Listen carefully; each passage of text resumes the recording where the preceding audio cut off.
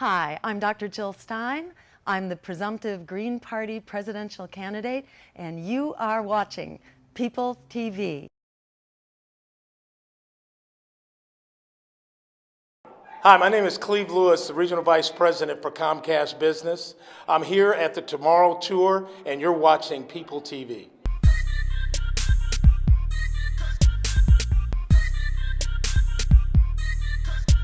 I basically spent my first 8 years in Atlanta, hating Atlanta, and I woke up one day and said, you know what, if you want to change the narrative, change your perspective. And so I am that guy. I'm riding hard for this city, and I'll fight you for it.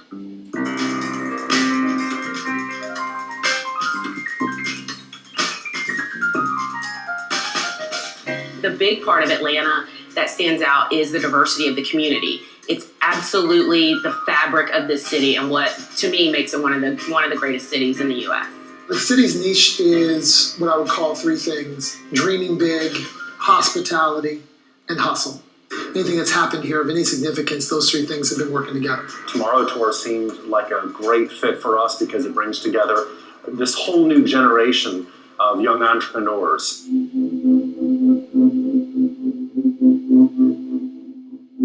The people that moved into Atlanta were kids from the Southeast who'd gone to major universities and they wanted to live in a city.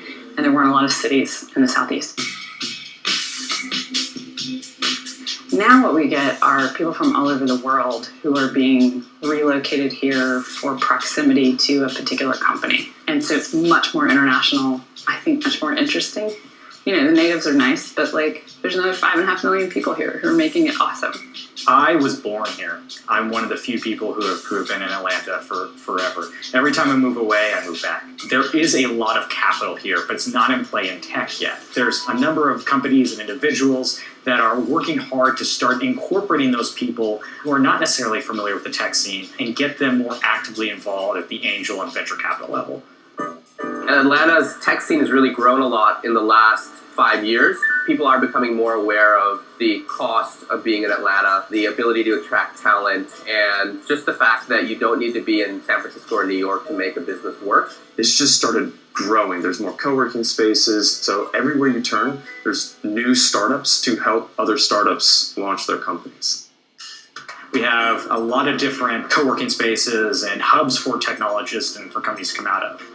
We also have a very vibrant film industry, an incredible music industry here, a lot of Fortune 5s. The problem is that there is not a great way that connects them, right? So our traffic problem is one of the worst in the entire country. If the city truly wants to be successful in attracting young entrepreneurs, it needs to do ambitious projects to connect the city.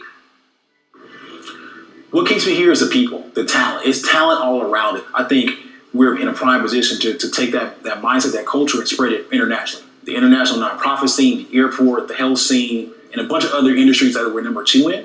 You bring those things together, combined with a great cost of living, it makes it an amazing place. Atlanta is keeping me connected to the idea of dreaming and launching. And I want to be part of that narrative and that historical narrative that is Atlanta. So I think Atlanta is finally learning to embrace itself as a city. I think Atlanta has to tell its story better, that there are amazing opportunities to make it big. Atlanta's not trying to be Hollywood. Atlanta's not trying to be Silicon Valley. Atlanta's trying to be Atlanta, unashamedly and proud.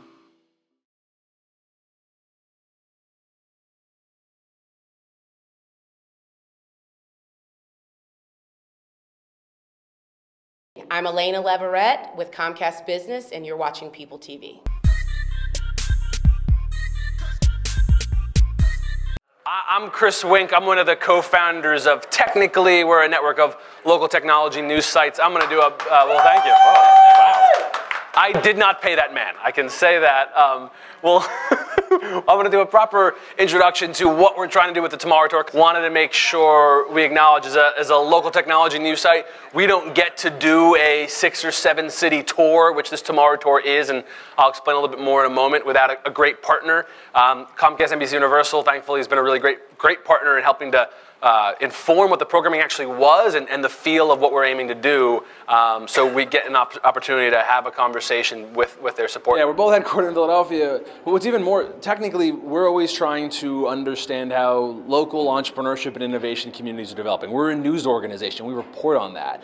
What's fascinating, though, is nationally, large companies, corporations are also trying to understand how they can benefit from the innovation that's happening locally and on the ground. And so smart companies like a Comcast, NBC Universal, they want to learn what's the most interesting next generation businesses and ideas that are coming out. So companies like Comcast, NBC Universal, real leaders, they want to know these communities well. So Comcast, NBC Universal wanted to meet entrepreneurs and founders and ideas in lots of different communities. We as a news organization wanted to, and we paired up. We produced some of the programming. Comcast, NBC Universal helped inform it, and also they see it as a listening tour. How do we learn from these local communities and share what we know too? So we can't have that kind of conversation without a great partner. Cleve Lewis, he's the Vice President of Business Services at Comcast, the South region. We visited these communities because of Comcast partners. We had great cocktails and happy hour conversation with that support. So can we please give Cleve a big round of applause, get a sense of why Comcast is partnering. Can we do that? Thank you, sir. I actually came because of the food and the cocktails. Thrilled to be here with Technically. Thanks, Chris, for inviting us to help kick off the Tomorrow Tour. We're happy to have you here in Atlanta. And, you know, Comcast is a media and technology company, and we build a lot of great products right here in Atlanta. We do big business, such as our project with the Atlanta Braves that's been getting a lot of press, bringing the nation's first multi-gig community, and also small business, which a lot of startups and entrepreneurs get an opportunity to start their businesses and with a look to the future, as well as the small and medium-sized businesses here in the Atlanta and surrounding areas that we support. Well, you know, Tomorrow Tour is showcasing a lot of the entrepreneurs around the country, and Comcast Business is definitely one of the companies, want these types of companies to acknowledge us as a player in the Atlanta area. And so wanted to get out and meet a lot of the young entrepreneurs, understand what their businesses were, understand what's driving them, and really understand where the market is going. And tell us about what you've learned for Atlanta on this tour. Well, I've met a lot of interesting companies and really unique ideas, and there's a lot of people doing very good things around the city. One of the things we had talked about is what is Atlanta really known for, and I think the high-tech area is one of the dynamic areas for Comcast and for these entrepreneurs. It's an exciting time for Atlanta, and all of us at Comcast, NBC Universal are proud to be a part of the startup community and share the entrepreneurial spirit that we have here in Atlanta. And we hope everyone finds it very valuable this evening to mingle and collaborate. We had a very good session this afternoon where I met some very interesting people and some very unique ideas that really started to get me thinking. So that's what it's really all about, what we're looking at towards the future as opposed to what we've been doing in the past. And I think that the Tomorrow Tour right now for Comcast gives us an opportunity for us as a company. We get a lot of our ideas, from people like yourself. So as we move forward, again, we want to support everyone here. If you have businesses, we want to support you. If you have ideas, we want to support your ideas. So with that being said, mingle this evening. I'd love to sit and speak with some of you and listen to your companies. I've been able to talk to several of you, and your spirit to the community here is what's going to make Atlanta a better city. And I thank you all for coming this evening, and want to head things over to Danielle Cohn, who is our entrepreneur engagement for Comcast Universal. You're welcome. Hey everybody! What time is it? 6:15. Got a cocktail in you. So I'm Danielle Kahn, and I lead entrepreneurial engagement at Comcast NBC Universal. So excited to be here in Atlanta. We have had our band traveling around the country. We now call it our band. A few of us are musically inclined, and others want to be, at least on the karaoke floor. And so this is our 6th stop on the first leg of this tour. This is really the sort of end of our first leg. And so we're really excited to be here in Atlanta. It's been an amazing day. It's going to be a great night.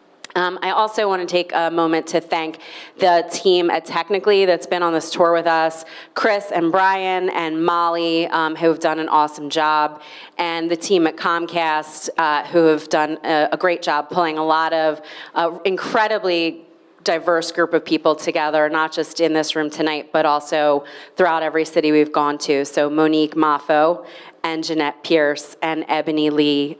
So thank you so much for all of your hard work. The one person you're gonna hear from tonight who joined our band, like at the very end, because I met her about a year ago, is Kelly Hoey. And if you don't, she says she's a Tomorrow Tour groupie, which I take as Comcast groupie, and she just joined the tour because she loves what we're doing, which is amazing, right? But you're gonna love hearing from her. She is angel investor as a regular segment on Power Pitch on CNBC, has been here all day, is constantly tweeting at people, so start tweeting at her and she'll write you back and give you great advice. She gives me great advice every day, whether it's on startup, investing, or shoes. And so, as Cleve said, we're really looking to partner with you. This is about a long-haul relationship with the startup community in Atlanta and in other cities that we all care about. And so, with that, I'm sure I forgot to say something I was supposed to, but I will now turn it back over to Mr. Chris Wink. Enjoy your night. Thank you. Thank you, Danielle.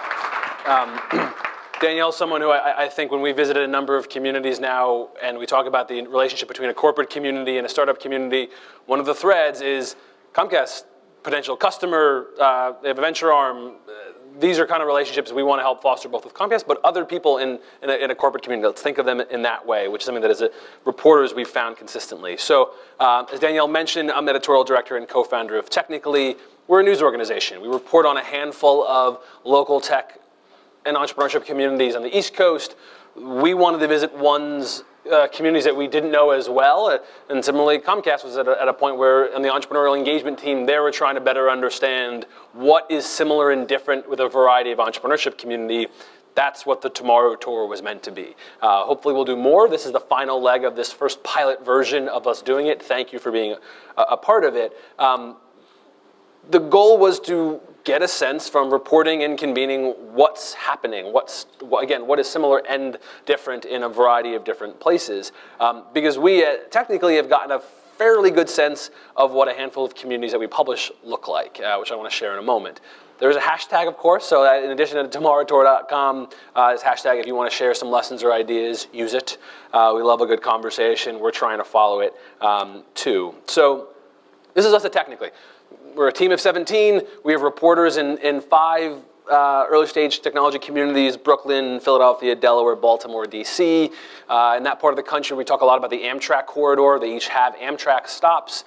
We do find entrepreneurs, investors, talent, agencies flowing between that corridor and working with each other. We're seeing this across the country as regions drop their football pride and start talking about mega regions or how we can work together. That's something that we've seen a bunch. We're seeing regional distinctions develop all around the country, right? Here are some that we find in these communities: design in Brooklyn, health IT in Philadelphia, fintech in Delaware, cybersecurity in Baltimore, government services and the like in DC. And those are some companies we cover in those communities, and they represent those distinctions. But something that I'm sure sounds familiar to all of you in Atlanta is, though we have, and it's good to create a nice regional narrative about why we are distinct for specific kinds of companies, we're also just watching general entrepreneurship communities build up. Every community is talking about, right, like every company is a technology company today, which is a dangerous use of the word, but when we're talking about data science at your concrete development company, and you're talking about e-commerce at your your traditional bricks and mortar retail store, everyone is trying to better understand what its relationship is to a technology community. So Atlanta is and should develop that regional distinction, which we'll talk about. But we also are talking about just the next generation of companies and economies that will happen in these local settings. These were issues we talk about in these East Coast markets. We wanted to understand if that rang true in other places. So with the Tomorrow Tour, the aim this first time was to go to a smattering of communities we know less well and better understand them. Denver, Miami, Chicago, Detroit. Here in Atlanta, we did a stop at South by Southwest and hung with a community in Austin. And spoiler alert, yes, all of our communities are really similar. We're talking about very similar issues, which we're going to get into. And maybe if you walk away with nothing else, stop saying that anyone is creating the next Silicon Valley, because that's not what's happening. We're talking about the next generation of our local economies, how they can be more inclusive, but how do we also build businesses that are prepared for a different kind of cultural experience? And that's one drumbeat, to use Danielle's phrase, that we're trying to push. No one's creating the next Silicon Valley of anything, because every city in this country is having a very, very similar conversation. Let's just share those lessons and go from there. A few things. Cleve mentioned the afternoon we got to have lunch, just a small smattering of different members of this community to better understand them. And that this afternoon was a lot more about what does Atlanta already know about itself? What is already apparent about the Atlanta community? We're going to be sharing some lessons from that. Tonight's a little bit more about what we think others should know, both nationally, but even here. Hopefully there's some people who are newer to the conversation and want to better understand how Atlanta sees itself and maybe wants a window into other communities. That will be the goal tonight. And then beyond, we're hoping to take what we've learned visiting a handful of cities and share it back. That will be, this is not a one and done conversation. We'll be sharing a lot of lessons that come out of these events. A few assumptions that we bring to our reporting when we do events like this. We've seen a startup boom. We know that post-recession we're talking about our relationship with jobs. Sole proprietorship, whether the question of incorporations has risen or fallen is debatable depending on what state you're in. But we know how we view early stage companies has changed. Some of that has to do with that employee contract, how long we stay with an employer, where we are geographically, and what that looks like. That's obviously dramatically shifting. The M&A replacing R&D. At this point, I almost feel like I'm spouting cliches because we're seeing this so often in so many different places, so many different industries, but we are watching the drop of internal research and development, and it's moving toward mergers and acquisitions, which is why we watch so many startups build around their corporate communities, their potential acquirers and customers, but we also want to test on large customers. So that relationship has changed. The maturing web, right? The rise of e-commerce, where are there any companies that are not doing e-commerce sales? Yes, but it seems fewer and fewer with each passing year, and that's changing what counts as a technology company. Lesson sharing, right? We're getting so good at sharing what an early stage company experience can be. You can watch a YouTube video on best businesses practices. You can go to events like these and others at places like ATV. You can, read someone's blog. You have more access, more free access to information about building a company smarter than ever before. And that's changing how quickly we're watching companies grow. And a lens that we've brought to every city and have seen has been urbanism. Miami and Atlanta actually, very similar threads about we need more transit if we want to talk about building innovation clustering. It's so fascinating that web and technology companies are saying we can't thrive without great transit. It's probably a jump of intuition to assume that would be the case. But again and again, we're finding in all of our reporting that how you bring live-work places together and then let them access customers and investors is incredibly important. So the lens of urbanism, density, has run through every surging entrepreneurship community we visited. People are talking about this, and it's obviously very much the case here in Atlanta because we want more density, and that means everyone can't hop in a car and drive. Those two run against each other. So those are some of the assumptions that we're bringing to this conversation, and us as an organization assume about local entrepreneurship communities developing. These are these outcomes that I mentioned. I wanted to make sure that you're not just sitting here for no reason. One, the hello. We want to meet you technically and better understand this community. Comcast and NBC Universal wants to better understand local communities. They want to meet you. Hopefully you met some people tonight over cocktails that you didn't already know. We're going to be sharing this infographic. I'm our team was trying to talk to many of you. We had some earlier conversations, some one-offs. We tried to meet a lot of people in Atlanta like we did in all the other cities. And for each city, we're going to be creating an infographic. Here are the resources and assets that exist in each of these cities. And as Danielle alluded to, look at all of them. We're going to be sharing them in the next week or so. And look at Miami, Denver, Chicago, Detroit, Philadelphia, Atlanta. Every community is talking about how do we get access to capital, how do we connect our universities to talent pipelines, how do we convince people that there are high net worth individuals as part of an angel community, how do we convince them that there is capital here in the right space. We wanted these infographics to exist just to be that first place. This is maybe the first place you can go to get a sense of what is here and how that relates to other cities. Sharing a toolkit, it's an ebook. We've been reporting for 6 or 7 years on a handful of different communities. We've talked to a lot of founders, and we think in a open source world of highly collaborative environments, building a company is different.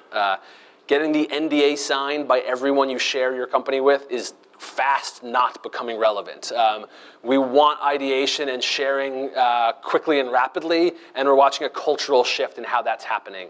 You come to collaborative workplaces like this, and everyone's saying, what are you working on? And you got to get a lot more comfortable with that, and that's a real asset. The toolkit's built based on that idea. Here's how you build a company in today's environment. We do think it's different than even 15 years ago. Like, it's a sudden change. We're trying to do a ton of reporting. Again, just trying to compare and contrast different cities. Like, we all have great strengths. We all have similar challenges. And then video. Everyone loves a good video. Doing these 3-minute rap videos, hence the cameras around here. We'll be sharing lessons from each of the cities. And again, we'll be sharing them via email with everyone. I strongly encourage you to sit and watch them all. I am actually very much looking forward to be able to see how Miami and Denver and Atlanta talk about each other, about themselves, because there are a lot of lessons there. So a whole lot's going to come out of this, so thank you for being here. It's not just a great conversation. Hopefully this will also be a great way to see ourselves and various communities. That's the goal. I've done a lot of talking. But that's what we're aiming to do with the Tomorrow Tour, and now we want to dive into the conversation. Oops. It'll be 2 parts of a conversation. Kelly Hoey, as Danielle Kahn mentioned, she and I are going to have a conversation on stage about the national investment trends, which she's seen as an angel investor and as an Inc. columnist and as a CNBC Power Pitch contributor. That's more meant to be the lens of what we're seeing nationally. And then we have a kind of amazing panel of local leaders who have outsized reputations to also talk about how they're seeing Atlanta fit into broader narratives. That's what we got. Hopefully we'll get to meet afterward. Thank you for being here, and that's the goal. But to start, we wanted to do that conversation. Kelly Hoey, I want to bring her to the stage, in columnist, CNBC Power Pitch contributor. Can we welcome her to the stage with a round of applause? Can we do that?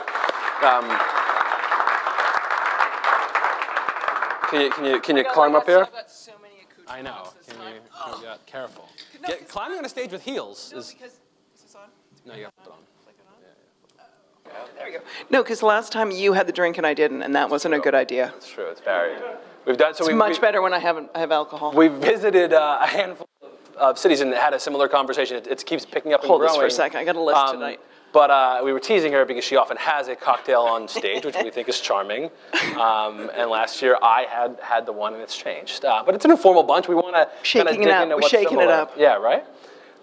So let's start a little bit about. Kind of give people the lens of. Okay, you know what I want to start with? Because I want to start with. You moderate. Go. I'll moderate myself. That'll be interesting. Okay, so this afternoon, one of the things was people said, "Who's from Atlanta?" and 6 hands went up. And I thought there were more hands. I think there was the.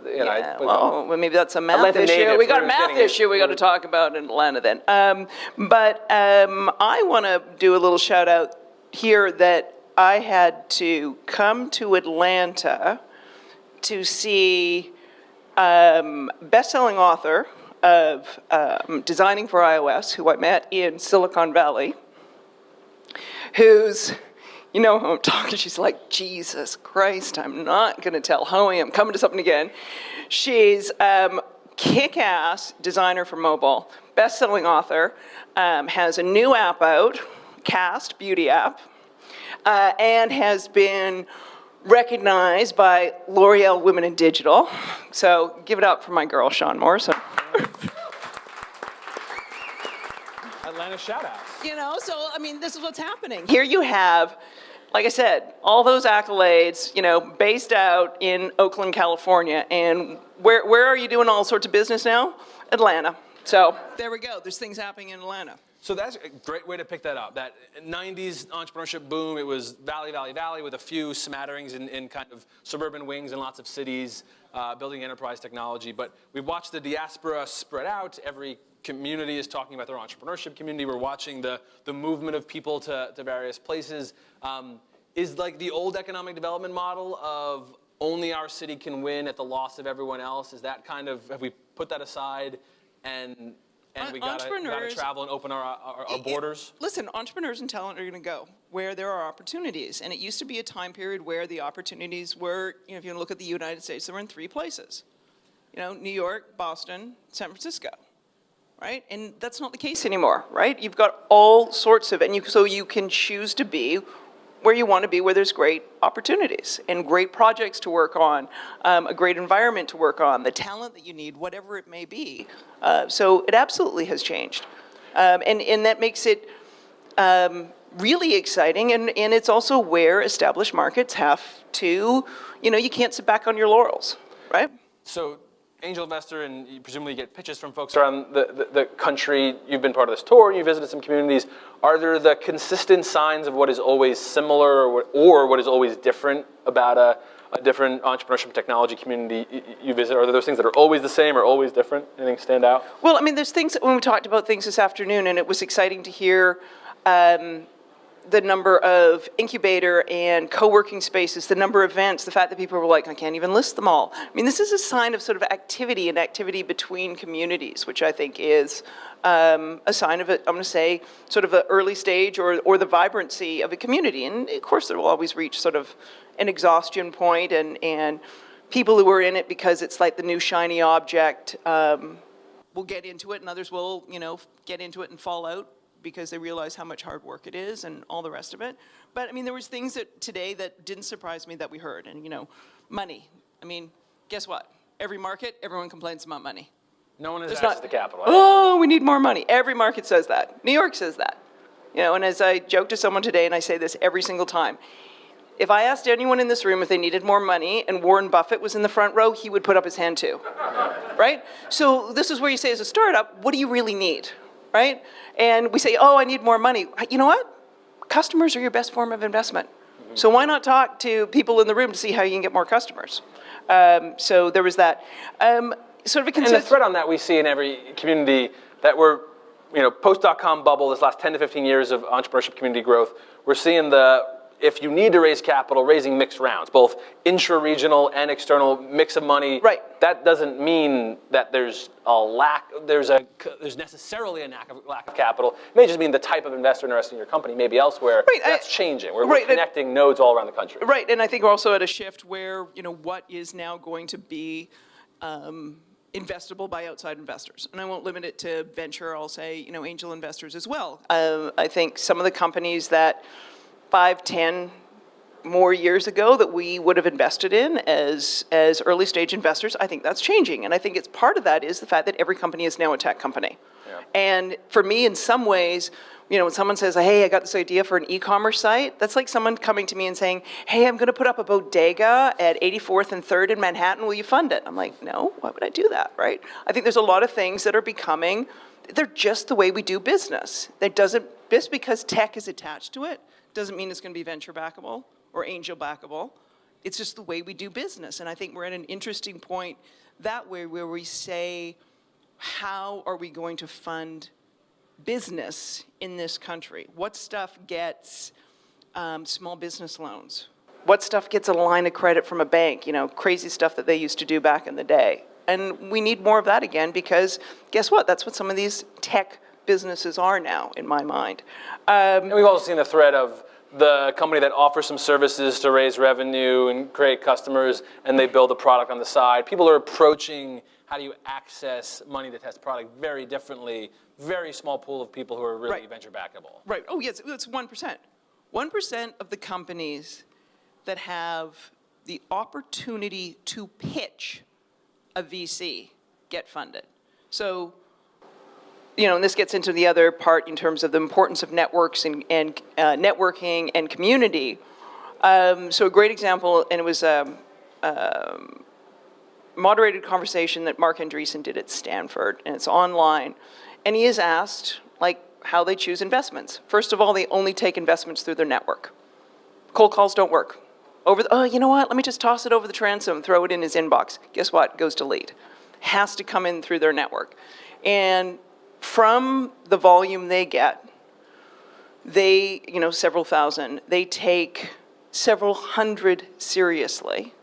They reduce that to some number that they do due diligence on. And in any given year, they may make 10 to 20 investments. That's it. That's it. It's a very, very, very small number. So part of this is that the importance of startup communities is not just like, hey, who can I find to invest, but who are my peers? Who are other people who can vouch for me? Because that's the kind of stuff that people say, hey, who is this person? Because your company and your idea at the early stage is going to change. I know you love it. It's the greatest idea ever. There's never been, no one's thought of it before. I know. Who's your competition? I have no competition. No one. Yeah. All those things. But guess what? Your baby changes, and your idea changes. But you as an individual don't. And that's why networking and communities and being part of communities and getting to know people is so vitally important.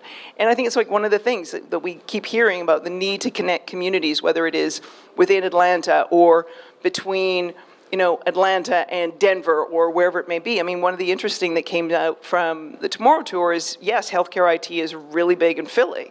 It's also really, really, really big in Detroit.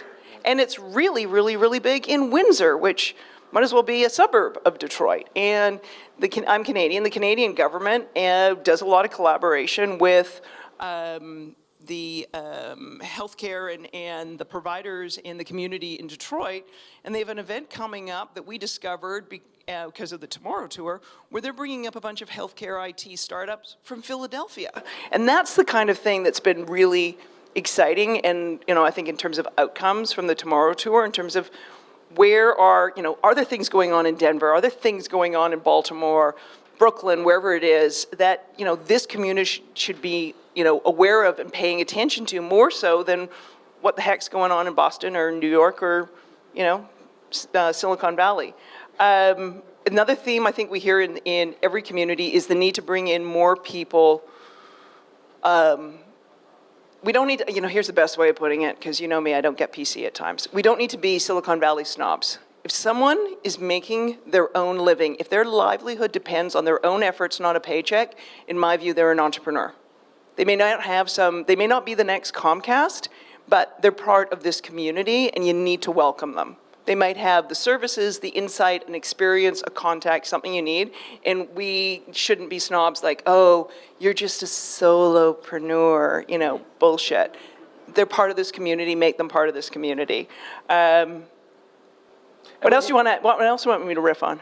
Well, let's talk a little bit more about that. I think that's a thread that we've had in a number of cities has been the balance of is technology the umbrella conversation and entrepreneurship is part of that, or is entrepreneurship the umbrella organization and tech startups are a part of that? And different cities have approached it different ways, but you're hitting on the idea that it's all right to say, well, there's usually venture aligns with technology startups because usually that is the best chance at highly scalable, high rate of return. That's usually why that connects, but as you're getting at, that is one example, and it's a fine example. No one's dismissing the importance of having highly scalable companies that can do interesting, innovative work. But Small business runs the economy. No offense to Comcast, no offense to startups. Small business runs the economy. And when we get, I want to say, disrespectful in the startup community towards small business, kind of shame on us. They're the ones who are truly creating employment, running the country, doing that kind of yeoman's work. And they, in terms of things that we in the startup community have friction about, one of the things that didn't come up today was government regulation. I don't think there was any community that we were in that anyone said, you know what? Damn, it's so easy to incorporate in this state or this city. Man, I love City Hall. They're terrific with dealing with our regulations. No. We've got the same issues as small business. We need to be aligned with them. We need to be allies with them because they feel the same pain that we feel in terms of incorporating and filing taxes. And, don't even get me started on that. It's just, there's a reason we all incorporate in Delaware, right? So you know, there's just things like that that I think we should be much more, you know, like I said, drop the, you know, kind of snob factor, you know, hierarchy and say, we're all in business together. How can we help each other? Let's talk, I mean, this might align with something you wanted to share a little bit about. How every city right now is building its narrative and how it's seen from the rest of the world ends up being a big part of it, a big part of your own success. How do you view XYZ city? It's partly why we were obsessed with I'm the Silicon of whatever, I'm Silicon Hills, like that stuff that is mostly silly, but the logic behind it is we want to be portrayed as a place where you can build and grow a company. There's probably other ways to do it, but maybe talk a little bit about the importance of how you know, the creative economy language of you have to be inclusive, you have to be open-minded, and some of the cultural elements of urbanism and great city living is partly where we're seeing innovation clustering happen, and things that fight against that are damaging, maybe more so than... Well, it was like part of the conversation today that were really interesting for me that we haven't heard. I mean, I wasn't in Philadelphia, so I don't know if it was brought up there. Like the conversation around the creative class here, and the fact that there were the growth of jobs, you know, creative, and I didn't hear that in other markets stressed so much, and I thought that was really, really interesting that we talked about that here. It's highly amusing, the concern about the brand of Atlanta. You know, you say Atlanta outside of Atlanta, and what do people think of? Real Housewives, right? How do you turn that around, you know? You know, it's like, how do you turn that around? To be fair, I better know, I knew Outkast better than I knew the Real Housewives. But that might just but that's also too, like, how do you change the narrative where part of the world sees a certain way, and how do you highlight, you know, what is great because it is all that other creative, whether it is music, whether it is food, you know, an unfortunate, popular, you know, reality TV show. And we know what happens with those things. And I'll just cut my politics off. An important thread there, before you do your final point, and I kind of wrap us up, though. Oh, you think there's one final point? No, you know what I want to say? You know what else I want to say was really different here? Is, you know, we have a tech education conversation in every market. You have Georgia Tech, like, you know, part of that is like, why is there a tech education problem in this state? I'm a bit confused, right? Like, that's in terms of, you can say, yes, K through 12 and all this kind of stuff, but you have a top institution here. What are you doing to keep that talent in the state? And that was interesting because, you know, California and Stanford don't have that problem, right? So that was really interesting to me that that was pointed out as a challenge when you have Georgia Tech, and you have so many other educational institutions. So that was interesting for me. You gonna let me get on my soapbox? Yeah, sure, yeah, go. Soapbox, yeah.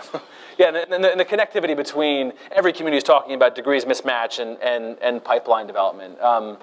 But you had something else to add. You got, so the last one for me that, on a numerous hot button issues, and so I've already said I'm Canadian, so you can imagine my politics.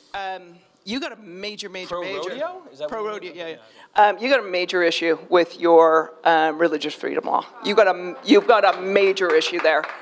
So you have the CEO of Salesforce has already said, he's put out an official statement that he is going to move commitments and reduce investments. That's a major problem, and he does not stop when laws are passed. And just saw that Disney and Marvel have already said they're pulling from the state if that law passes. If this startup community doesn't get vocal about that and get angry about it, and you can hear how emotional I am about this.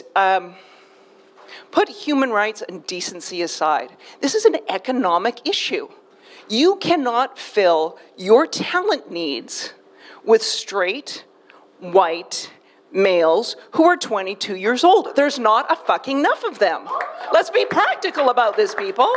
You need to have a diverse talent pool because we cannot fill them with people who fit our version of, you know, mini Mark Zuckerbergs. And I would say this in New York, I would say this in Toronto, I would say this anywhere else. Our economy in this country is based on technology. We cannot fill the jobs. We're going to have a major economic crisis if we are not inclusive. And we, as a technology community, we need to do that. But you've got a major problem here with that. And the sooner people wake up to it and get really vocal on it, the better.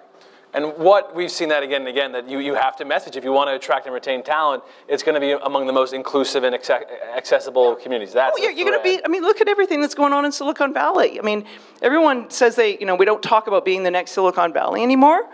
Everyone wants to be the next Silicon Valley, let's admit it, right? But the way you're going to do that is by inclusion, because we're seeing the problems in Silicon Valley. And here's one of the stats I say to people all the time. Anyone know the best company in the United States for women in technology to work for?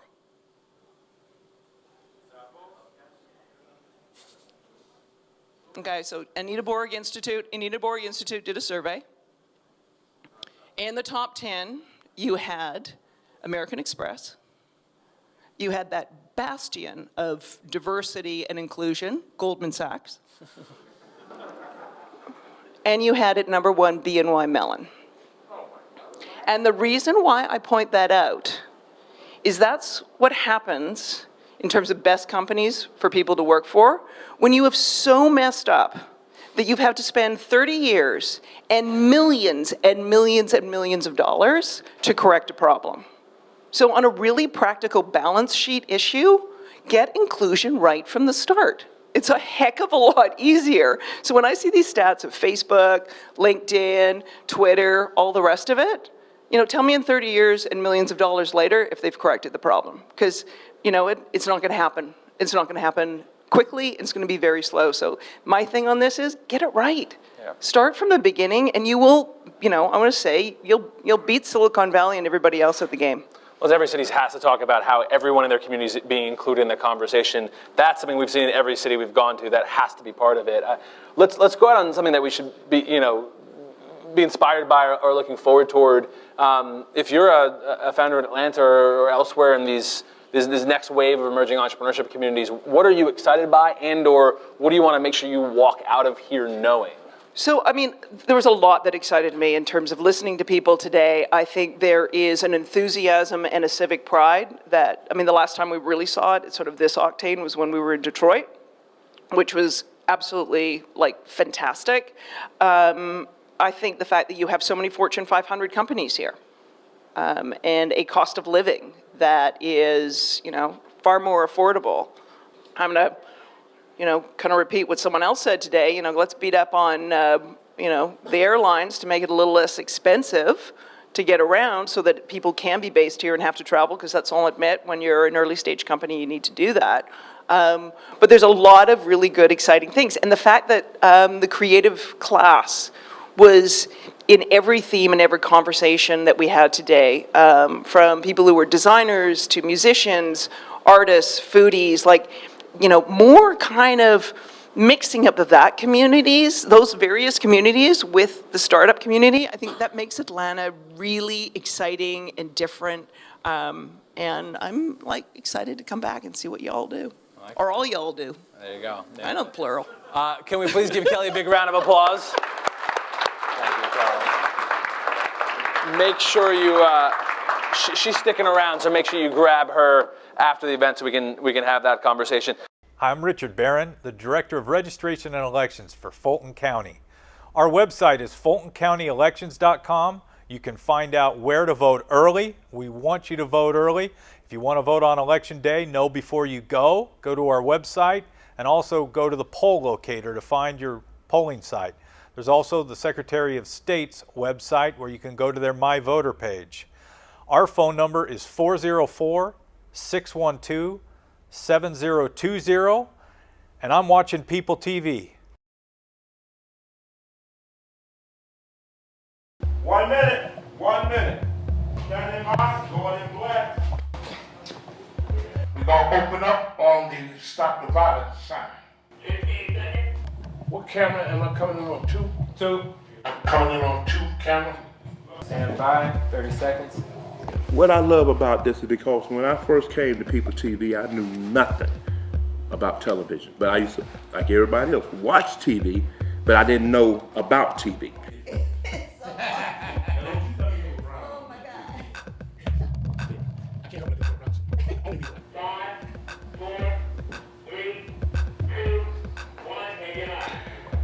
How are you doing tonight?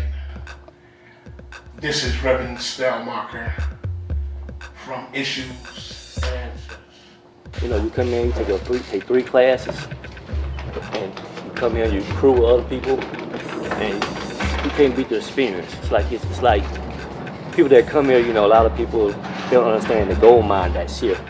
How many guests? Just asking now. Okay. That segment, it stops quickly.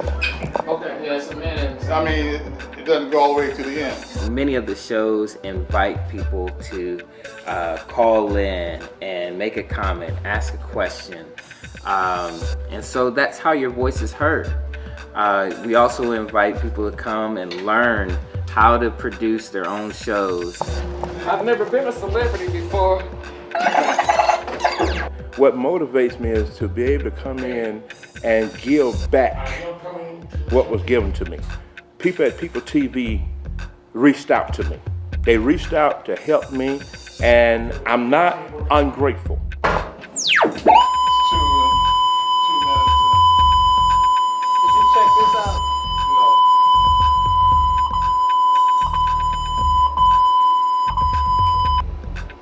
Hey, yo, Mo B, drop it on me. Yeah. Let's do it like this. The first time I came down was with Reverend Williams in 88. 88?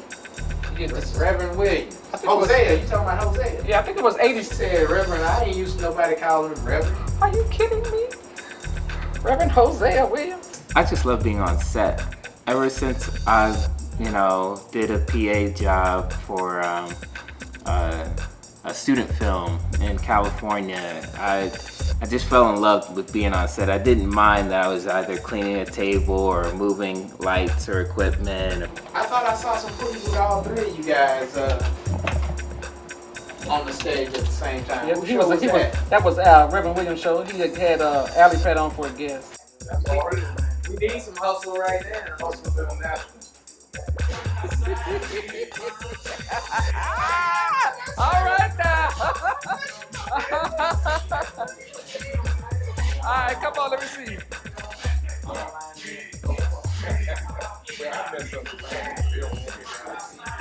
Bring it on back. Bring it on back, baby. Yeah. Bring it on back. Yeah, bring it on back. We're coming on into the studio. Once you get past just the equipment that's here, and you look at the content you actually can put on the air, your own product, you can't beat that. I do not take I come to always learn and get as much wisdom and knowledge as I can from all of the other super directors and producers. And what it has given me is a great opportunity to advance in television. This is the job that I really want to have a career in. Hey, caller. Thank you for calling. Go ahead. Hello, man. Hey, Doc, how you doing? Good. How did I tell you to call my today? Oh, hey! Let me say one thing. What's next for me is just taking some of the ideas that I've jotted down and just shooting it, grabbing people who are interested and available and getting it done. And not so much concerned about whether it's like very popular or anything like that. Just want to make sure I get some of those ideas that have been haunting me out to the public. And I can say that on public access.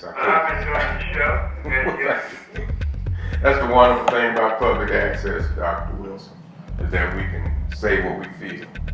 And answer. 1 minute. If you need me, you need your criminal record exposed. I cut it right away. Thank you, It's gentlemen. hard. Gentlemen, y'all done fantastic. Right, You had my some wonderful number shots down. tonight. Personal Appreciate number your help. down. Thank y'all so much. I'm Elena Leverett with Comcast Business, and you're watching People TV. One of the things we don't have in our community is access. So I was thrilled that Comcast and technically were here to say, hey, here's a way that you can fund your idea, connecting us with the investors. And not just that, we really need a team in order to build our business, our concept, to build our dream. It's just not one person. So this has been great. So I'm very encouraged in order to say, hey, here's a group of people that feel like I do. Tomorrow Tour is an opportunity to partner with Comcast, NBC Universal, Comcast Business, and Technically. It's a wonderful opportunity to bring the entrepreneurs and innovators of the Atlanta DMA together in a room to really discuss the future of Atlanta. What does the technology roadmap look like, and what does Atlanta need to really be put on the map as a city for technology? And when is that? You know, some of the things we talked about at the Tomorrow Tour today here in Atlanta was, what is the brand identity of Atlanta? How do we identify ourselves? You know, and a lot of people had some amazing thoughts about that. Some of the speakers you'll get to see with the footage you guys took today, but some of the big points that came out of that were that we don't have a brand identity yet, and it's something that we're definitely working on. But what we do have is a diverse and a creative culture that's ready to make it happen. We're ready to take the meetings and the people that we were able to meet today and network with to take that collaboration to the next level and actually activate it and make something happen. Choose Atlanta or Choose ATL is one of the great campaigns that's happening right now, and we're happy to be a part of that with Technically and with the Tomorrow Tour today.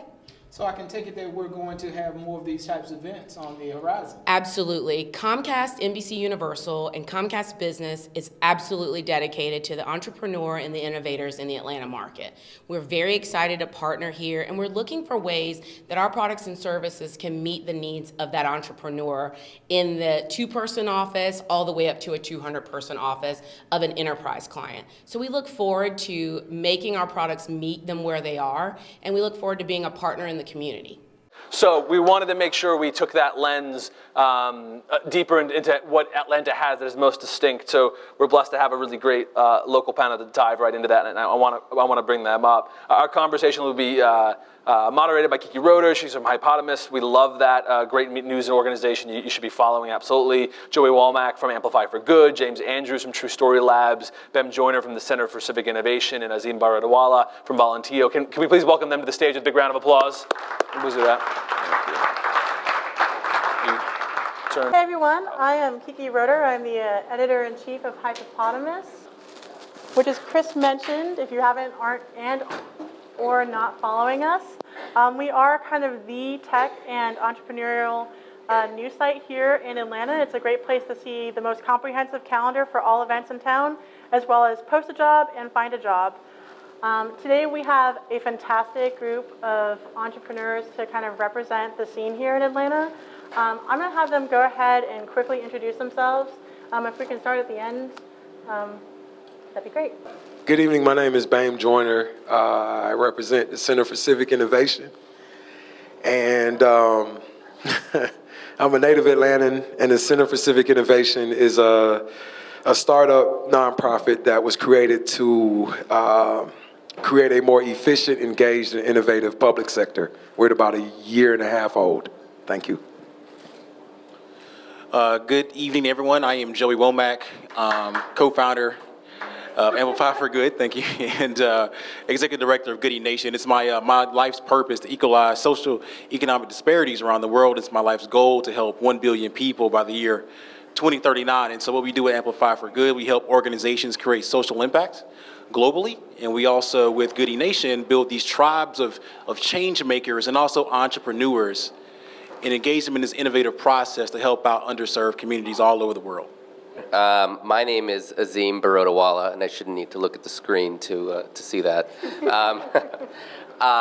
So I'm the CEO of Volunteer. We are a company that focuses on improving marketing effectiveness for the travel sector.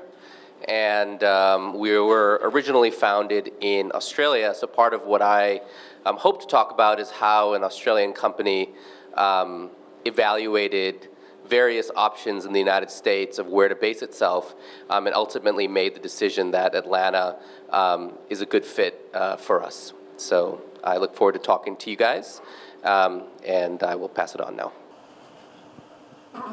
Good evening. James Andrews, founder of True Story Labs, based here in Atlanta, Georgia.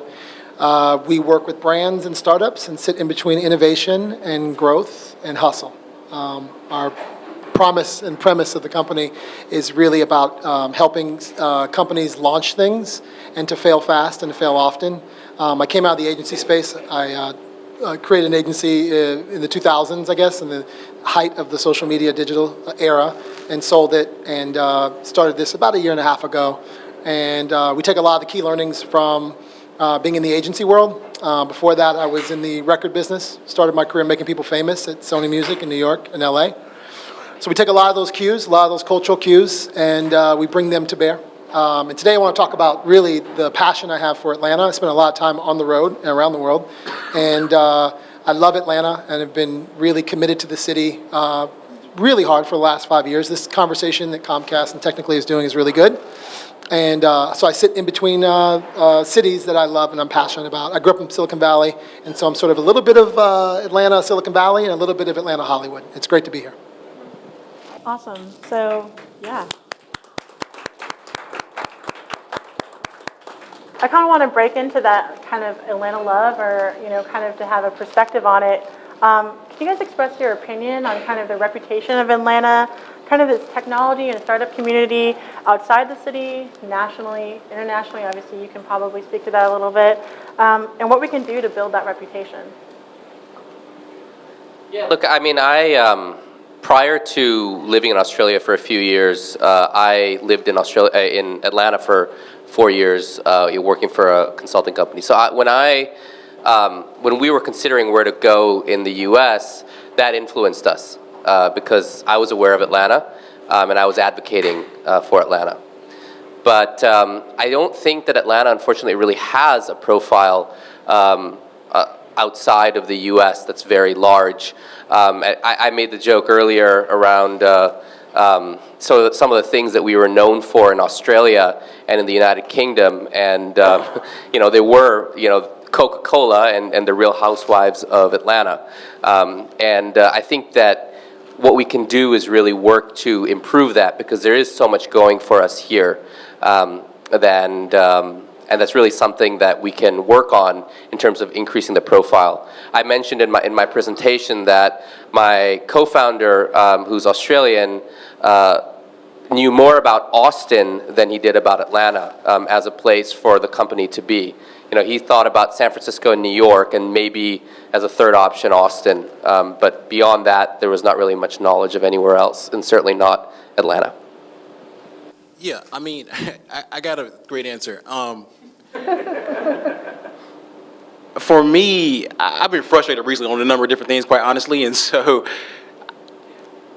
I keep on saying that, the South has something to say, the South has something to say. I feel like we do a lot of great programming here in Atlanta, and a lot of my colleagues do as well, but the funding isn't here.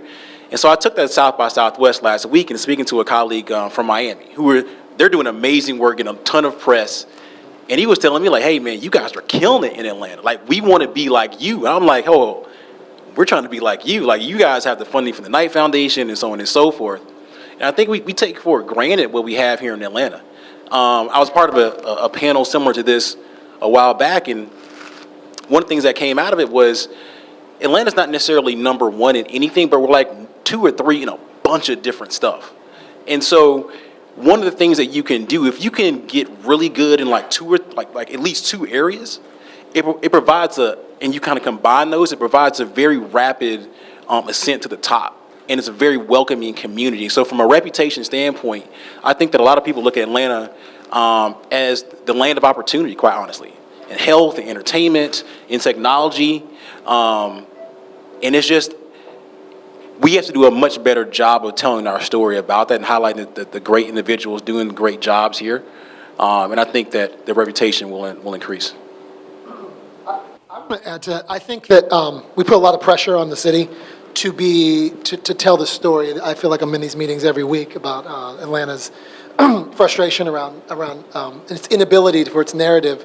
And I actually think that this place in the soil is launching things, right? I did a presentation earlier at lunch, and it was really about me looking back at what the city has launched, from this being the place that launched Dr. King, from this being the place that from Dr. King to to the Ooh Kill 'Em video on Vine. You know what I mean? Like, I know it's kind of a crazy mix, but at the end of the day, this is a place that actually launches movements and launches things. And I think what we need to be known for is, while Silicon Valley is extremely crowded, and while New York is extremely, it's costly to launch things, I think Atlanta always has been and always will be a place to launch and create and build and launch things. I think we will only see Atlanta's greatness when everybody wins. We all win when we all win, and I think the missing gap right now is the fact that Atlanta, we all know this is not a big surprise, it lives on a grid, right? OTP, ITP, black, white, green, yellow, it's all over, right? We have to come together in a way that benefits us all. We have to come together in a way that we all are supportive of each other. And we have to think about Buford Highway as much as we're thinking about Marietta. And I think that when that happens, this city's going to be, off the chain. But I'm like you, I actually feel, I'm really proud of when I look back at the accomplishments and I look back at what's happening in this city. What I think we should be known for is the place you launch your MVP. You launch your minimal viable product here, you start here, and if I look at the music industry, which is the first entrepreneurial place that I came from, this place has always been a place that launches cultural movement. So when I'm in Berlin, and I'm in Dubai, and I'm in the club, and I'm talking to someone, yes, I am talking about Nene, and I am like, nah, we're not Nene, we're more than Nene. But I am really, really proud of the other name dropping, right, that I can do, whether it's Spanx or whether it's, the innovation that's in the soil. I was looking at robots today at KP Reddy's that were like sewing and creating clothes, and like there's unearthed stuff here and there's unearthed culture. And I think the win is going to be when we mix culture and innovation in a way that's really special.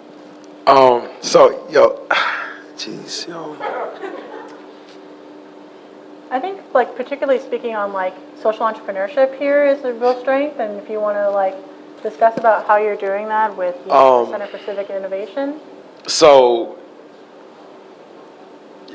Joey was kind of right. So we are number one in something, and it's in income inequality. So we have the largest gap between the rich and the poor in the country. Silicon Valley is actually number 2, but we're number 1 for 3 years in a row.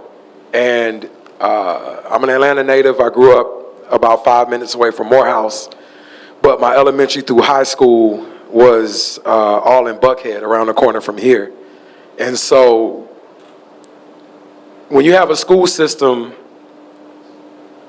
that is on the national news for sending teachers to jail for a testing scandal, and those Atlanta public school students have never heard of Atlanta Tech Village, and these are like 3rd generation Atlantans. So shout out to everybody on the stage, but your natural ingredient are your youth that are from the soil. And to this day, I came to the Atlanta Tech Village launch, and dope things, but I'm a Fast Company disciple, and I think Atlanta Tech Village has had a blurb in there over the last few years. So it's like whatever we're telling ourselves that we are doing, from Fast Company to Startup Digest, when it says sign up to choose your city, choose the city in which you want to get their startup news. And Atlanta's not on the list. You know what I'm saying? And it's consistent. So at times I'm not for sure where Atlanta gets its information from about how well we're doing. But when Hillary Clinton does the dab dance, and that's from lower income Atlanta youth, from the whipping, and I've been to Dubai as well, James, Sri Lanka, and they all know Atlanta for urban culture. And so until urban culture can figure out a way to connect with the Atlanta Tech Village and the startup movement, we are very unique in that way, and that's our natural resource. And social entrepreneurs that work in education, that work in transportation, public policy, healthcare, they're working on these issues. They just need to connect with our leadership to kind of help see this thing through. But we have all the pieces that it takes to be great. It's just not connecting. but hopefully this is the start of a connection.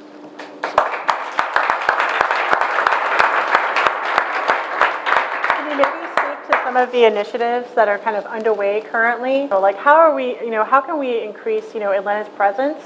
And are there any great kind of things going on right now, such as Choose ATL, that are kind of helping to, spread the mission of, that Atlanta is a place to go? Well, in full transparency, we just started working with Choose ATL and helping Kate solve a little bit of these problems. It's on. Boom, boom, boom. Kate Atwood from Choose ATL. If she's in the audience, she's been put in a really interesting position. She's working with Metro Chamber, which, in this city means a lot. And I think that it's not upon just Kate Atwood. I think it's not upon Rohit and Baim. It's upon a lot of us to shape the narrative. So I don't want to. I think there's a moment in time that we're living in right now that those who have a voice, that those who have channels to tell the story, should be doing that. My most innovative, passionate moments about Atlanta are happening when I'm in Oakland, when I'm in other cities, and talking about Atlanta. And I think we need to build those bridges. This event alone, one of the questions that Comcast asked me was, how do we start building bridges with other cities? I feel that, we have a relationship with Lagos, Nigeria. We have a relationship with Oakland. We have a relationship with a lot of places around the world. And I think it's important that we, build those bridges. A lot of us are sleeping in Atlanta, but like living elsewhere. I'm kind of in that archetype. And I think that's going to be just as effective, if not more effective, for the brand Atlanta and the narrative. Now, what we lack is cohesion, a single message, which I'm on the fence of like whether we need one single message. I think we need wins. To Baim's point, I think we actually are on very similar planes when we talk about what we want for Atlanta. We need wins. We need some wins. And I think it's here in Atlanta that some of the greatest innovation can happen. Again, when we all win. And I think that, Choose ATL, we were at South by Southwest for some of you. Raise of hands, anybody was at South by Southwest this weekend? Did anybody come to Choose ATL? Okay.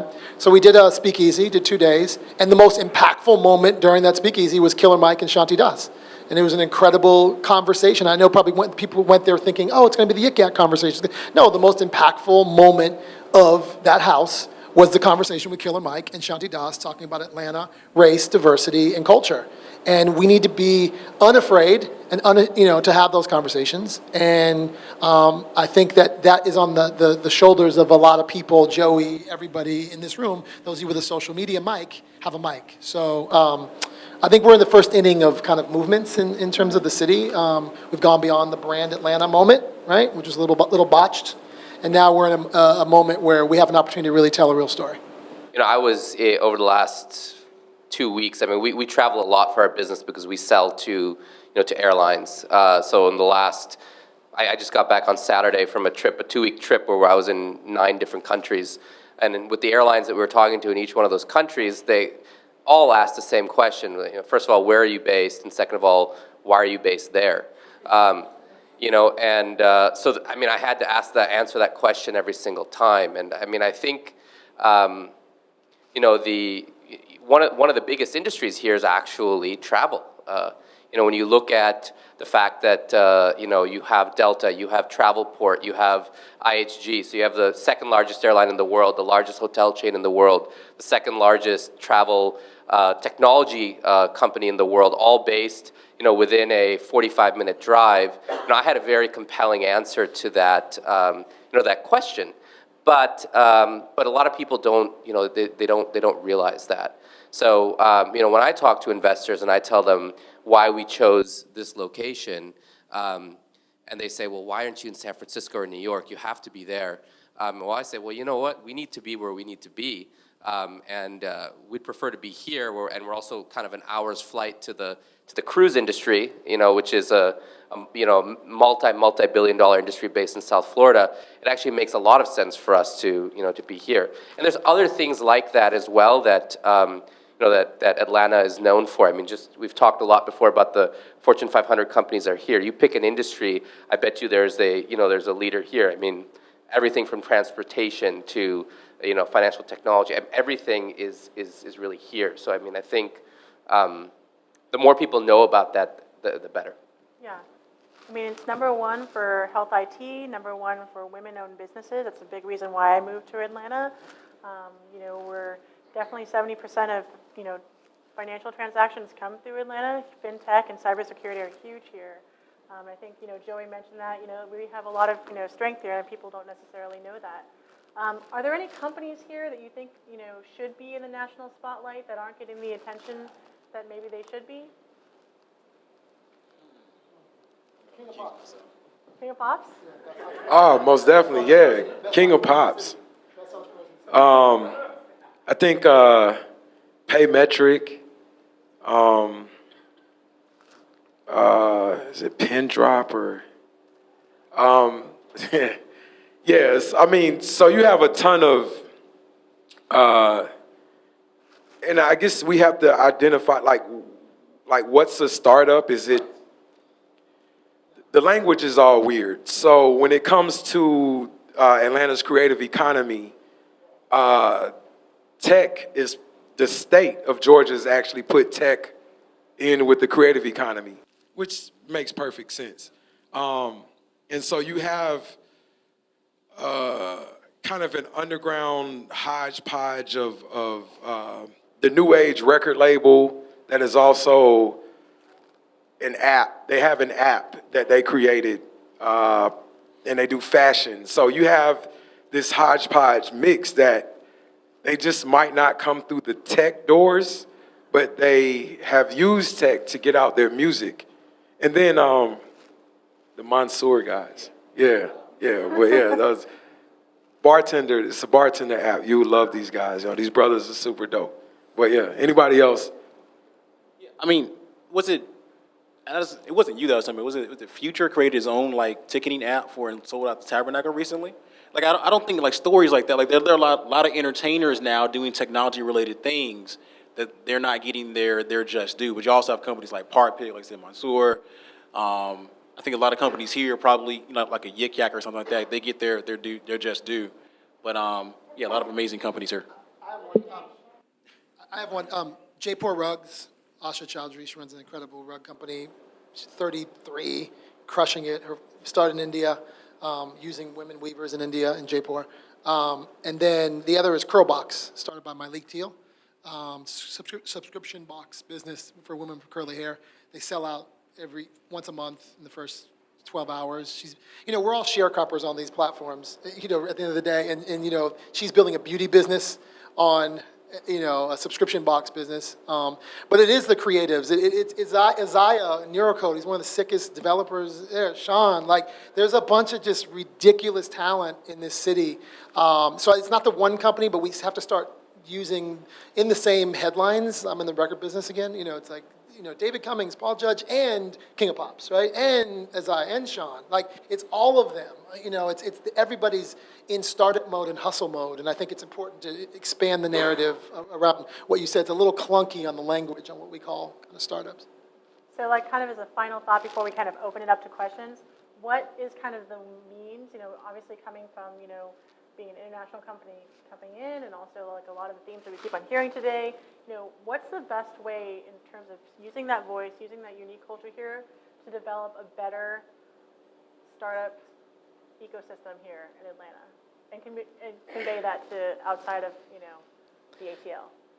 Well, one of the things I would say is, I've lived in Atlanta since 2007. I lived in Australia for 2 years, but I've always had my place here.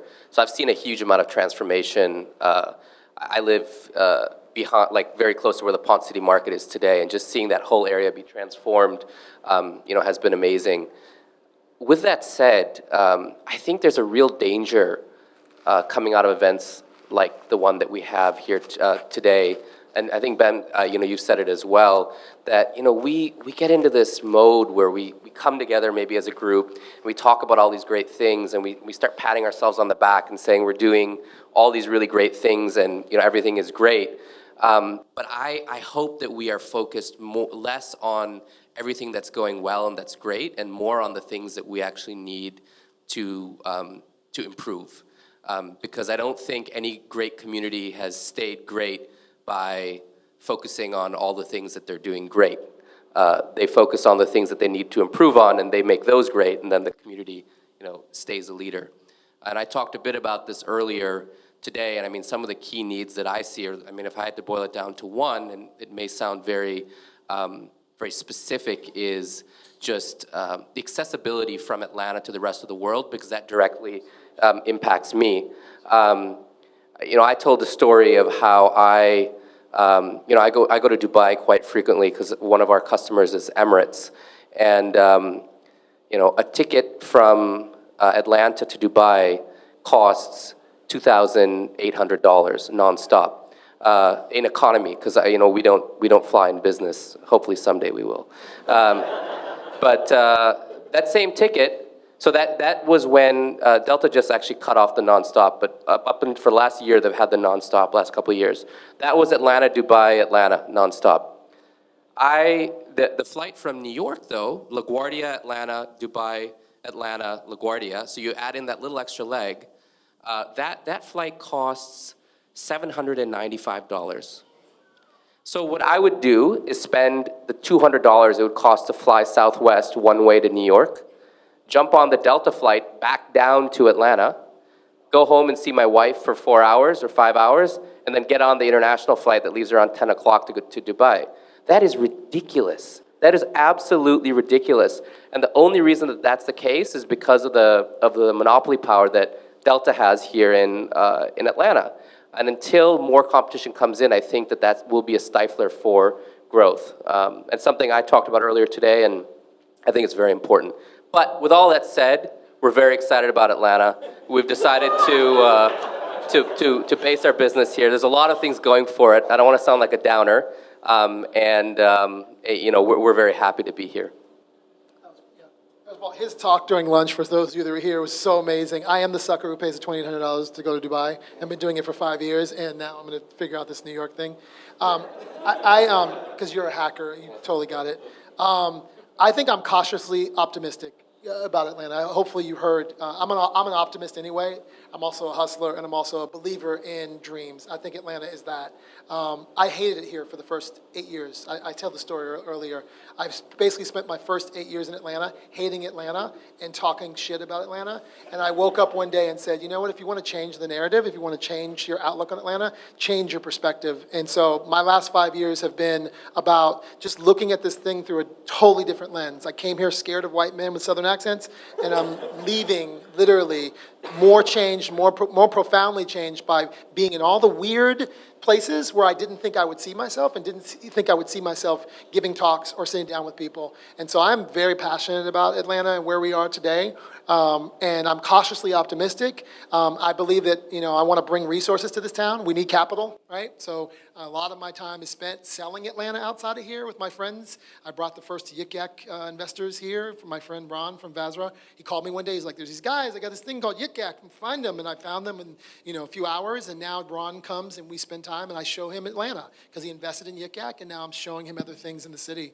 And so I am that guy. I'm riding hard for this city. And I love what's here. We have a lot of work to do culturally from a diversity standpoint, but I'm raising my family here and I'm riding hard for this city and I'll fight you for it, so.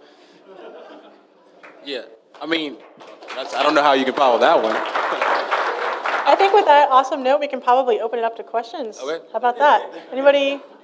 Yeah. It was primarily that Atlanta thrives when everyone wins.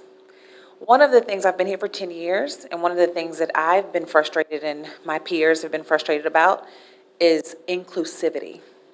There's circles. So I think there was a whole conversation about a movement to go out Southwest this year. And we're all on every website, every email list that there is to be on in Atlanta, and knew nothing about that movement. Wow.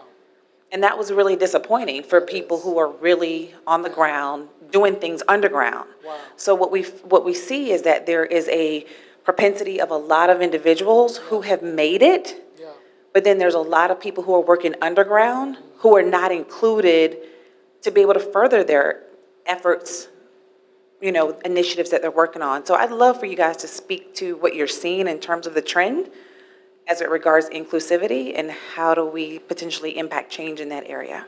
That's a tough one. That's a tough one for me. I mean,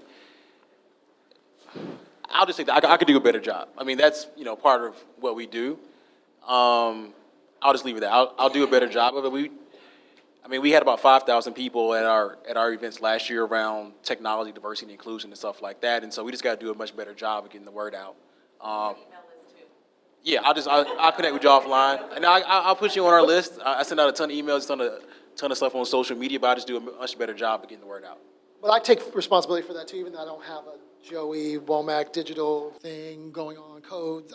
I take responsibility that, like, wow, if I haven't screamed we're doing this thing called Choose ATL House in Austin loud enough, or we're not connected, this town is too small for you not to be there. That's absolutely fucking crazy. Like, really, like, we were representing Atlanta. We were representing all of Atlanta. We were trying to, and I feel like this is a small community, and I don't know how you weren't there. Actually, so it's on all of us. And I don't think I'm in any crowd that made it by any means, but I think it's upon all of us with mouthpieces to make sure that you're in Austin. Call me anytime. Key Influencer on Twitter, James at True Story Agency, whatever. Yeah, I don't know how you missed that. And that's just one example. Yeah. So I'm just kind of really throwing it out there for everything that's going on, Yeah. But I find this a town that when I ask for help, that's just been my experience, I don't care what community they're in all my tribes that I live in, I have always, that is the thing about Atlanta that I love. I have never been denied a meeting, or at least, get from the mayor's office to wherever, Rome, Georgia. And I feel like that's the part of Atlanta that is endearing. That is the part of Atlanta that I do really love, is that I can get a meeting with anybody in this city, or I can find out anything I need in this city. Different than when I lived in New York, right? Different than in Silicon Valley, where I'm from. It takes a little bit of work. So, holler. I've actually been going hard for about 4 years now to get from proof of concept up to commercialized product, and we're just about to launch hopefully this year with an Indiegogo startup campaign for Hug Your Bike. So what you were saying earlier is that we need those grassroots. We got to build up those startups to be known throughout the U.S. There are the resources here, subsidized through the government. We did our development for 1/10 of the price as it would be just going to the first person we found. And it really was a fact. We're a garage startup out of Roswell. I'm a native here, so I grew up around here. I went to school here. And it's just a matter of getting out and finding those different areas. But I was one of the 4 groups with Carlingo, Borrowed by Design, and Farrago Comics to go to TechCrunch up in New York last summer for the Disrupt conference. And when we talked to people, they were saying, we're from Atlanta. And they're like, where's that? And we're like, it's in the South. And they're like, so DC? Like further south, Florida. Now come on back up a little bit, Oh, so you're that Delta hub. So it goes back to that again. And we're like, well, they asked, are there a lot of startups in Atlanta? And we're like, there are a ton of startups in Atlanta. And plus the cost and resources are all there for you to build and launch a startup. So it's one of those things where we got to get the message out to the rest of the United States that this is a great place to do a startup because the resources are here. Because internationally, I went to Georgia Southern University, I went to Georgia Tech. Internationally, we're known across the world. It's just we're not as well known in our own backyard. So how do we get to the point where we're well enough known in our own backyard? I find, I had this unfair advantage of working in the record business. And I remember when no one cared about Atlanta artists, and no one played Atlanta artists on Hot 97 in New York and KMBL in San Francisco and all these stations. And there was this hunger that Atlanta had to tell its story. Now, I'm around the world and I hear all Atlanta records in the club, right? And I think it's the same hunger of this bottom-up strategy that we need to have. Take some pages out of the book of the record business, because there's something about the fact that this market was a market that was completely overlooked in the record business, and now today runs pop culture. And so I think that there's something in that you can look at, not waiting for PR, creating PR. We have to be louder in what we're doing, but we also have to be, connecting the dots in a greater way. Yeah, it's, I'm sorry. So I was going to say earlier, it's coming. Just like with the record, 20 years ago, Dre said that, the South got something to say. And so it's coming for Atlanta. It's happening. It's going to happen. If I have to do it myself, there are tons of people around there. It's happening. Just know that it's happening. Yeah, the only other thing I would add to that is that I think we are known internationally. I just don't think that we're known for the right things. We're not known for the startup scene. And just going back to my initial comment, when our company was looking at moving to the United States, the only reason we considered Atlanta was because I had lived here for 4 years and I was familiar with Atlanta and I knew it would be a good place for us. My question is, how do we convince the companies that are in Sydney and in Melbourne and in Singapore, the people that we work with in Dubai and other places that we visit, how do we tell them that Atlanta is more than just Coke and the other things that they know us for? And I think, and Delta, and I think that is really part of the challenge, because, and the reason why that's important is because companies want to come to the United States, because that's where the most capital tends to be here. Companies want to be here, and there's going to be more companies coming to the U.S., not fewer. But where are they going to go? A lot of times they just choose the usual suspects. Oh, I got to rent out an office in Mountain View or in Brooklyn or something, and that's where I'm just going to base myself. So that's only because that's where everybody else goes. But there's a huge opportunity for us to actually grab some of that if we're actually smart about it and try to do it. And it's happening, and it will happen. But so there's this thing of, is Atlanta a great place to start something and then leave? And if that's what it is, do we own that as a brand? Like, come here and start, Or is it a place where we want you to stay and raise a family?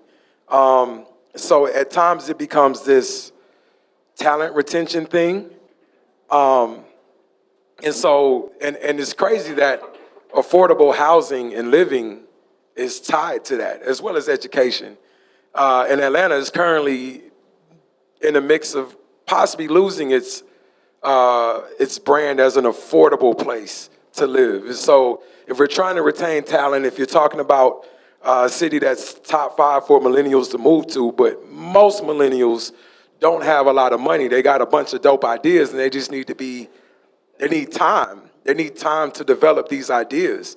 So is Atlanta that place? But if it is that place, then we got to have some affordable housing to keep this young talent. So there's a guy that has a song called Uber Everywhere. It's about 3 million views on YouTube. He claims Atlanta, but he's just moved out to LA because no matter what Atlanta's cultural impact has been in music and pop culture, most of the people that I know work in that industry in Atlanta, the check still comes in the mail from LA and New York. So Atlanta still does not control its own money, even though we create so many dope things. You know what I'm saying? So we have to figure out how to create our own checks and how to write our own checks here. But yeah. All right, so I think we're going to go ahead and wrap up, everyone, and let's give an awesome round of applause to our panelists. To our moderator and to our panelists, thank you. Just that quick reminder as we close out, we'll be sharing with you guys via email, infographic comparing all of these cities we visited along the tour, a toolkit, this ebook. Say hello to us at Technically and Comcast. We wanted to meet you. Thank you for being here. Go talk to these panelists. Thanks for being here, everyone. So what did you learn on the tour of Atlanta? Yeah, so there's probably 2 things that I would share that are distinct. One, what I think is fascinating visiting 6, 7 emerging entrepreneurship communities is, one, we all have very similar opportunities and challenges. That the next generation of our city's businesses have to be more inclusive than they've ever been before. Every city we visit to, including Atlanta, says a lot of things are working, but we still have poverty, we still have education issues, we still have access issues. We need to talk about how everyone can win. That's what our communities need, and that's a success. So Atlanta, we know what Atlanta's strong at. It has a large corporate community. That's a customer base for startups. It has a remarkable airport hub network that's connecting these nodes of different cities. It has Georgia Tech and other universities that are creating talents. It has some of its first generation of post.com companies that are developing attention and giving people the experience. The MailChimps and the Yik Yaks and even large IT companies that are creating and sucking in talent. Places like Tech Talent South are creating that next generation of coding talent. So there are so many of the pieces in Atlanta, like in other cities. Now it's about making it more inclusive, but also doing the next big hard thing, which is the next generation of companies that others need to learn from. Media, public access is always, what the very phrase public access means is giving people entry point into what's working. So the responsibility and the opportunity for media access, for public access TV and media, is to better understand all of their city's successes and communities and let residents come and learn skills that are transferable to every industry, but also expose them to what's happening. And so if you want to make a more accessible innovation community, media access, library systems, these are tools that are enormously vital to get people to better understand what's happening.